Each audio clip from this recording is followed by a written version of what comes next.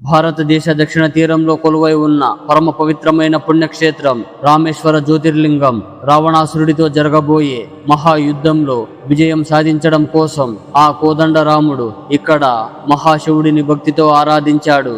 అయితే సరిగ్గా అదే సమయంలో వందల మైళ్ళ దూరంలో ఉన్న లంకాధిపతి రావణాసురుడు కూడా ఆ ఈశ్వరుడి ముందు మోకరిల్లాడు. తనకు విజయం చేకూరాలని ఆ దశకంఠుడు కూడా ఆ ఈశ్వరుడిని ప్రార్థిస్తూ ఉన్నాడు. మనకు చిన్నప్పటి నుంచే ఆ బోళా శంకరుడు గురించి తెలిసిన కథలు చాలానే ఉన్నాయి. కానీ ఇప్పుడు ఆయనకు సంబంధించిన కొన్ని ఆసక్తికరమైన విషయాలను తెలుసుకోవడానికి ప్రయత్నిద్దాం. నాగేంద్రహారాయ త్రిలోచనాయ భస్మాంగరాగాయ మహేశ్వరాయ నిత్యాయ శుద్ధాయ దిగంబరాయ తస్మై నకారాయ నమశివాయ. పామును హారంగా ధరించి 3 కన్నులతో శరీరం నిండా భస్మాన్ని పూసుకున్న ఆ మహేశ్వరుడు రావణుల చేత పూజలందుకున్నవాడు, అనంతమైన శక్తి కలిగిన వాడు. ఆ మహాదేవుడు ఆగ్రహిస్తే ఈ ప్రపంచాన్ని క్షణంలో భస్మం చేయగలడు. ఒకసారి ఆయన కోపాగ్ని ధాటికి లోకమంతా ఒక్కసారిగా గాఢాంధకారంలో మునిగిపోయింది. ఆ కారణం చేతనే ఆయన ఒక భయంకరమైన శాపాన్ని కూడా ఎదుర్కోవాల్సి వచ్చింది.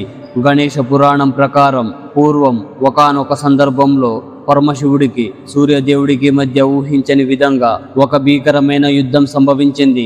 ఆ యుద్ధం చేస్తున్న సమయంలో తీవ్ర ఆగ్రహానికి లోనైన శంకరుడు తన అమోఘమైన త్రిశూలాన్ని నేరుగా సూర్య భగవానుడిపైకే ప్రయోగించాడు.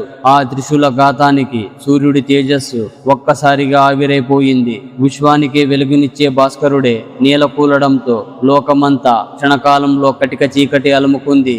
ఆ దెబ్బకు తట్టుకోలేక సూర్యదేవుడు తన ప్రాణాలను కోల్పోయాడు. తన కొడుకు విగత జీవిగా పడి ఉండటం చూసి కశ్యప మహర్షి గుండె పగిలేలా రోధించాడు.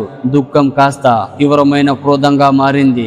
ముల్లోకాలను శాసించే ఆ మహాదేవుడి వైపు తిరిగి కశ్యప ప్రజాపతి కళ్ళల్లో నిప్పులు చెరుగుతూ ఒక భయంకరమైన శాపాన్ని ఇచ్చారు. శంకర, ఈ రోజు నా కుమారుడిని ఎలాగైతే ప్రాణం లేని శవంగా మార్చావో సరిగ్గా ఇలాగే భవిష్యత్తులో ఒకరోజు నీ చేతులతోనే నీ కుమారుడి శిరస్సును ఖండించాల్సి వస్తుంది అని ఉగ్రుడై శపించాడు.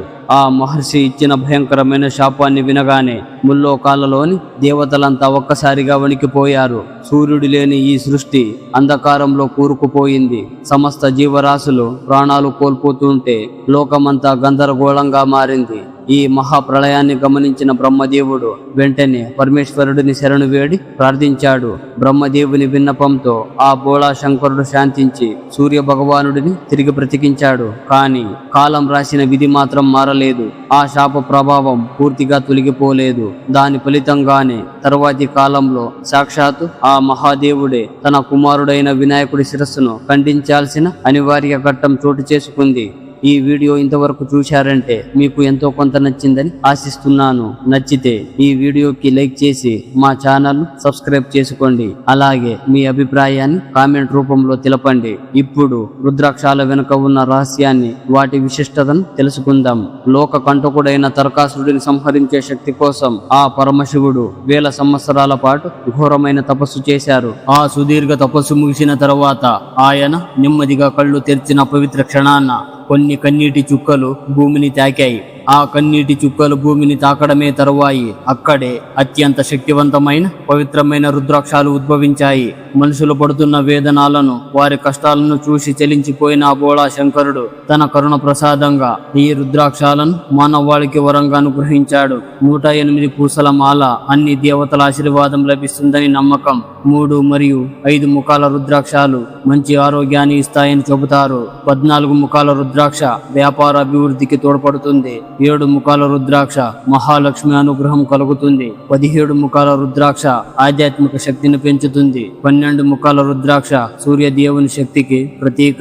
4 ముఖాల రుద్రాక్ష ఆ బ్రహ్మదేవుని రూపంగా భావిస్తారు. ఇంకా ఆసక్తికరమైన విషయం ఏమిటంటే ఆధునిక పరిశోధనాల ప్రకారం రుద్రాక్ష ధరించడం వల్ల రక్తపోటు, ఒత్తిడి, ఆందోళన తగ్గవచ్చని కూడా చెబుతున్నారు. రుద్రాక్షాలు కేవలం ఆధ్యాత్మికంగా మాత్రమే కాదు, మన ఆరోగ్యానికి కూడా ఉపయోగపడతాయని విశ్వాసం ఉంది.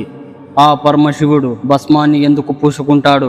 వారణాసిలోని మణికర్ణిక ఘాట్లో హోలీని రంగులతో కాదు భస్మంతో జరుపుకుంటారు. అలాగే ఉజ్జయినిలోని మహాకాళేశ్వరాలయంలో భస్మహారతి ఎంతో ప్రసిద్ధి.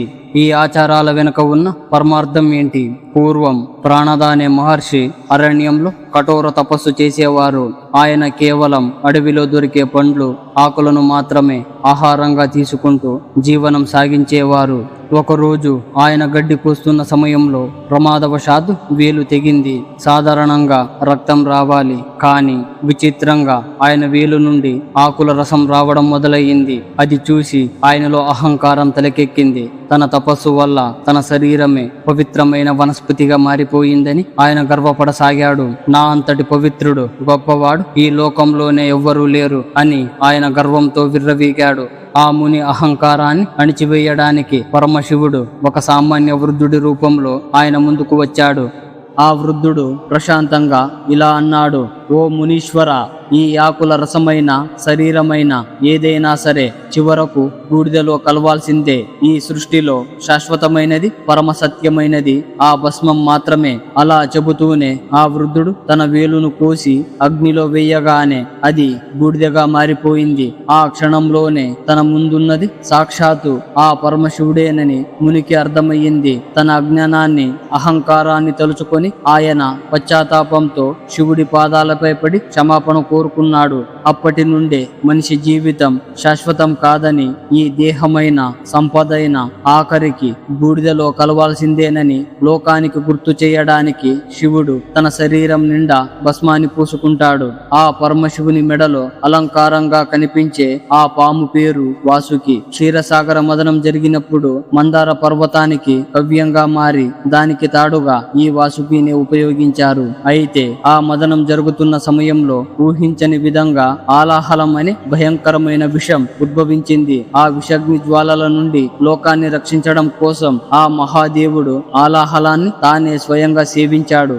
ఆ సమయంలో వాసుకి కూడా ఆ విష ప్రభావానికి లోనైన ఏమాత్రం వెనకడుగు వేయకుండా శివుడికి వెన్నంటే నిలిచాడు. వాసుకి చూపిన అచంచలమైన భక్తికి మెచ్చిన పరమశివుడు అతడిని తన మెడలో ఆభరణంగా ధరించి శాశ్వత స్థానాన్ని ఇచ్చాడు. అంతేకాదు, త్రిపురాసుర సంహారం వంటి భీకర యుద్ధ సమయంలో కూడా శివుడి ధనస్సుకు తాడుగా మారి వాసుకి తన సహాయాన్ని అందించాడు. ఇప్పుడు మనం ఆ పరమశివుని శక్తివంతమైన ఆయుధం త్రిశూలం గురించి కొన్ని ఆసక్తికరమైన విషయాలు తెలుసుకుందాం. చాలా మంది త్రిశూలం శివుడితో పాటే ఉద్భవించిందని భావిస్తారు. కానీ పురాణ గాథల ప్రకారం దీనిని దేవశిల్పి విశ్వకర్మ నిర్మించారు. సూర్యదేవుని భార్య అయిన సంజనాదేవి ఆయనలోని తీక్షణమైన వేడిని ఆమె తట్టుకోలేకపోయింది. ఆమె బాధను చూసిన విశ్వకర్మ సూర్యుడి వేడిని తగ్గించడానికి ఆయన తేజస్సులో కొంత భాగాన్ని తీసి ఒక ఆయుధాన్ని రూపొందించాలని అనుకున్నాడు. కానీ అంతటి అపారమైన శక్తిని తట్టుకోగల సమర్థుడు ఒక్క పరమశివుడేనని భావించిన ఆయన ఆ శక్తితోనే అత్యంత శక్తివంతమైన త్రిశూలాన్ని తయారు చేసి ఆ బోళాశంకరుడికి కానుకగా ఇచ్చాడు. ఈ త్రిశూలం కేవలం ఒక ఆయుధం మాత్రమే కాదు, అది సత్వ, రజ, తమో గుణాల కలయికకు నిదర్శనం. అలాగే సృష్టి, స్థితి, లయను శాసించే ఆ మహాదేవుని శక్తికి ఇది ప్రతీక. అందుకే మనం నమఃశివాయ అనే పంచాక్షరి మంత్రంతో పంచభూతాల సాక్షిగా ఆ పరమశివుడిని భక్తితో కొలుచుకుంటాం. అందరూ చెప్పండి: హరహర మహాదేవ శంభో శంకర.